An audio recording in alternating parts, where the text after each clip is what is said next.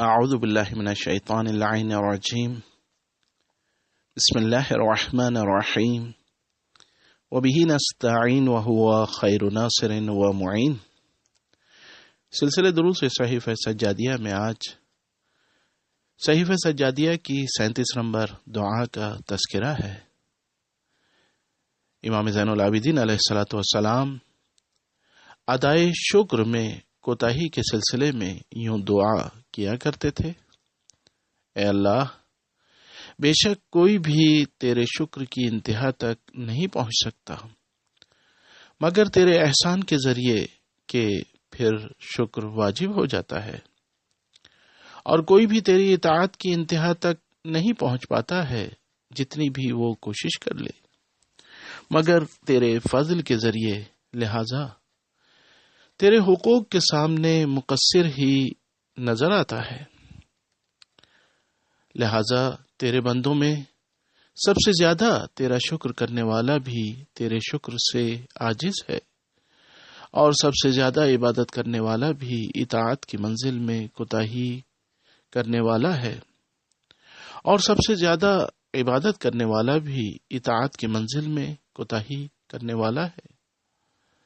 لہذا جسے تو بخش دیتا ہے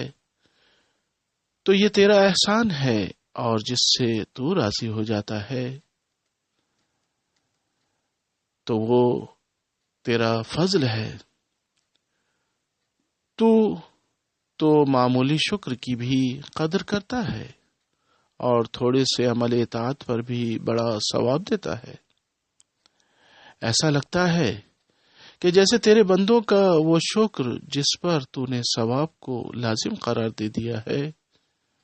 اور عظیم ترین جزا دے دی ہے، یا کوئی ایسا امر جس سے وہ باز رہ سکتے تھے تو نے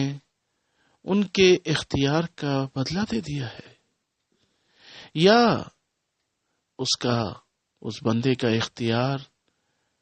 تیرے ہاتھ میں نہیں تھا کہ تو نے جزا عنایت کر دی ہے، جبکہ ایسا کچھ نہیں ہے، بلکہ اے میرے پروردگار، تو ان کے اختیار عبادت کے پہلے سے خود ان کا صاحب اختیار ہے، اور تو نے ان کے مسلسل اطاعت کرنے سے پہلے ہی ان کا ثواب مہیا کر دیا ہے، اور اس کی وجہ یہ ہے کہ تیری سیرت فضل و کرم ہے، اور تیری عادت احسان ہے، اور تیرا راستہ معاف کر دینے کا ہے۔ لہذا تمام مخلوق اس بات کی معترف ہے کہ تو جس پر بھی عذاب کرتا ہے ظلم نہیں کرتا ہے، اور جسے بھی عافیت دیتا ہے اس پر کرم کرتا ہے۔ سب تیرے حقوق کی ادائیگی میں کوتاہیوں کے معترف ہیں، لہذا اگر شیطان انہیں راہ اطاعت میں دھوکہ نہ دیتا تو کوئی ایک بھی معصیت کرنے والا نہ ہوتا، اور اگر شیطان باطل کو حق کی شکل میں پیش نہ کرتا تو کوئی ایک بھی تیرے راستے سے بھٹکنے والا نہ ہوتا۔ لہذا تو پاک و پاکیزہ ہے، تیرا کرم اطاعت گزاروں کو ان اعمال کی جزا دینا ہے جن کی تو نے خود توفیق دی ہے، اور معصیت کاروں کو وہاں بھی ڈھیل دے دیتا ہے جہاں علاج کا اختیار تیرے ہاتھ میں تھا۔ تو نے دونوں کو وہ دیا ہے جو ان کا حق نہیں تھا، اور دونوں پر اس قدر کرم کیا ہے جس سے ان کا عمل یقیناً کم تھا۔ اگر تو اطاعت گزار کو اس حساب سے جزا دیتا کہ تو نے ہی توفیق دی ہے تو قریب تھا کہ وہ تیرے ثواب سے محروم ہو جاتا اور اس سے تیری نعمتیں زائل ہو جاتی، لیکن تو نے اپنے کرم سے ایک مختصر فانی مدت کے مقابلے میں ایک طویل اور ہمیشگی کی مدت عنایت فرما دی ہے، اور بہت جلد زائل ہو جانے والی انتہا کے مقابلے میں ہمیشہ باقی رہنے والی انتہا عنایت فرما دی ہے۔ پھر اس کے بعد تو نے اس رزق کا بھی حساب نہ کیا جسے کھا کر اطاعت کی قوت پیدا کی تھی، اور ان آلات و ادوات کا بھی بار نہ ڈالا جنہیں استعمال کر کے مغفرت کا راستہ پیدا کیا تھا، کہ اگر ایسا کر دیتا تو ساری محنتیں ختم ہو جاتی اور ساری کوششیں تمام ہو جاتی، صرف تیری کسی ایک چھوٹی سی نعمت کے مقابلے میں، اور وہ باقی تمام نعمتوں کا